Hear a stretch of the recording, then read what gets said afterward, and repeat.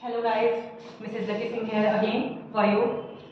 Topic देख के आपको पता ही चल गया होगा कि क्या टॉपिक लेकर आई हूँ। एक्चुअली काफ़ी बच्चों ने फोर्स किया कि मैम अभी यूपी ट्रिपल एसएससी, एक मिनट, यूपी ट्रिपल एसएससी पेट का एग्ज़ाम होने वाला है, मे बी 15 या 16 अक्टूबर में है।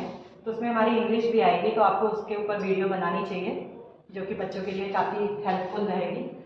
तो आज से मैंने स्टार्ट किया है। आज मैं इस वीडियो में केवल सिलेबस के बारे में बताऊंगी कि इंग्लिश का सिलेबस क्या है। एक्चुअली पेट का सिलेबस अगर आप डाउनलोड करके देखेंगे तो उसमें केवल ये दे दिया है कि इंग्लिश ग्रामर आ रही है, कंप्रहेंशन आ रहा है, इसके अलावा और कुछ मतलब एक कह सकते हैं कि ब्रॉड में नहीं दिया है। तो आज मैं पूरा डिटेल में बताऊंगी कि क्या क्या सिलेबस आ रहा है। सबसे पहले तो आप पेट के बारे में ये जान लीजिए कि ये 10th पास के बाद पेट को हम भर सकते हैं, ठीक है। और एलिजिबिलिटी मीन्स इसकी हाई स्कूल है। और इसमें मैं अब फटाफट बताती हूँ कि इंग्लिश में सिलेबस क्या आने वाला है। सबसे पहले तो देख लीजिए, बेसिक इंग्लिश आ रही है। इसमें क्या आ रही है? Basic English. Guys, basic English का मतलब यह है कि इतनी जनरली सभी को आनी चाहिए, ठीक है। बेसिक इंग्लिश का मतलब यह है कि इतनी इंग्लिश सभी को आनी चाहिए। एक होती है advance English. Advance English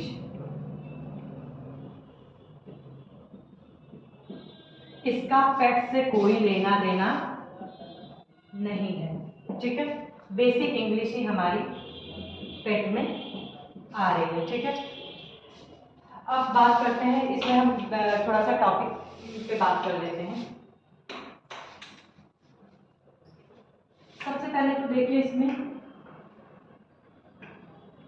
basic vocabs आ रही है, ठीक है। बेसिक वोकैब्स में गाइस आपको ऐसे भी पूछा जा सकता है कि इस हिंदी का ये क्या अर्थ है। मान लीजिए कोई शब्द आपको दे दिया और इस चीज़ की इंग्लिश बताइए, या इंग्लिश तो इसकी हिंदी क्या है।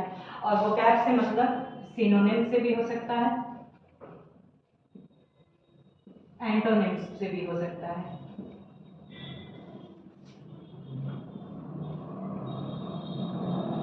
ठीक है। पहला कॉन्सेप्ट हो गया बेसिक वोकैब्स। दूसरा हो गया वर्ड्स, जो कि मैंने दूसरे वीडियो में बता दिया है वर्ड्स के बारे में। इसको गाइस रीअरेंज करने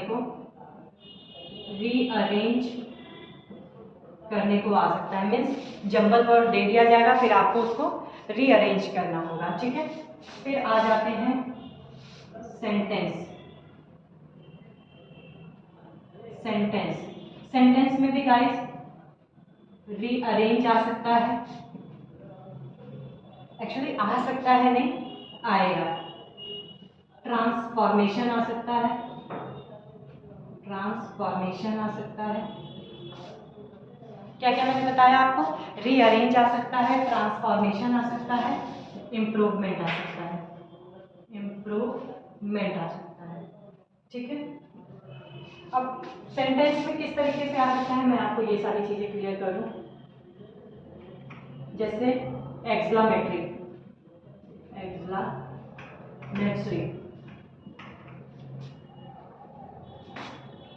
ऑप्टेटिव,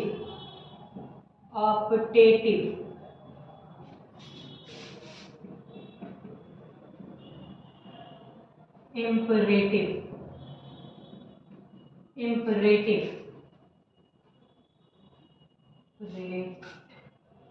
इम्परेटिव।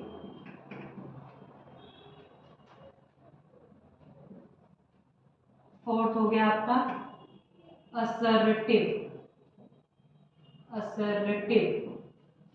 एंड फिफ्थ हो गया इंटेरोगेटिव, ठीक है। जिनको पता होगा तो वो थोड़ा सा दिमाग ये लगा रहे होंगे कि मैम ने उल्टे सीक्वेंस में क्यों लिखा है। उल्टे सीक्वेंस में लिखने का एक रीजन है कि एक्सक्लामेटरी, ऑप्टेटिव और इंपरेटिव, इसमें जो ट्रांसफॉर्मेशन, रीअरेंज, इंप्रूवमेंट बहुत इजी है। लेकिन अगर हम बात करें इसमें, तो इसमें प्रॉब्लम इसलिए आती है क्योंकि इसमें कहीं ना कहीं से टेंस आ जाता है।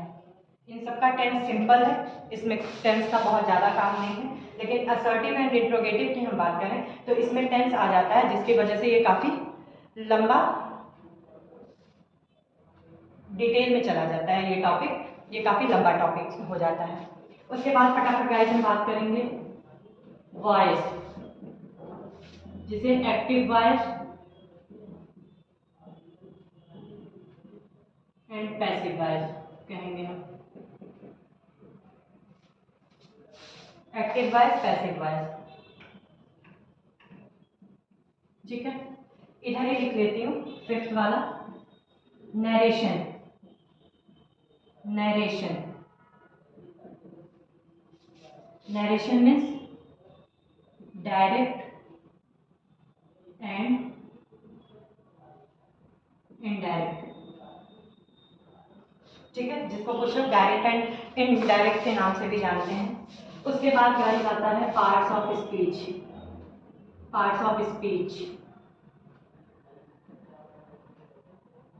गाइस, कहने को तो लोग कहते हैं parts of speech is too easy topic, there is nothing to read, लेकिन ऐसा कुछ नहीं है। इसको इतना भी हल्के में आप मत लीजिए। लोगों का ये मानना है कि अरे इसमें नाउन आ गया, प्रोनाउन आ गया, एडजेक्टिव, नहीं, इसको थोड़ा सा डिटेल में हमें पढ़ने की जरूरत है। पार्ट्स ऑफ स्पीच को अगर हम लेके चले, अगर डिटेल में पढ़ें तो ये 1 साल तक खत्म नहीं होने वाली है अगर रिसर्च इस पे करें तो। लेकिन फिलहाल हमें एग्जाम के बेसिस पे उतना नहीं पढ़ना है, लेकिन हाँ थोड़ा सा पढ़ना है। तो पार्ट्स ऑफ स्पीच के मैं थोड़े पार्ट्स फटाफट लिख देती हूँ। Noun, pronoun, adjective, verb, adverb, preposition,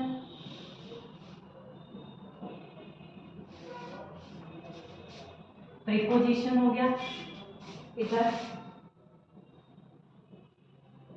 conjunction, interjection.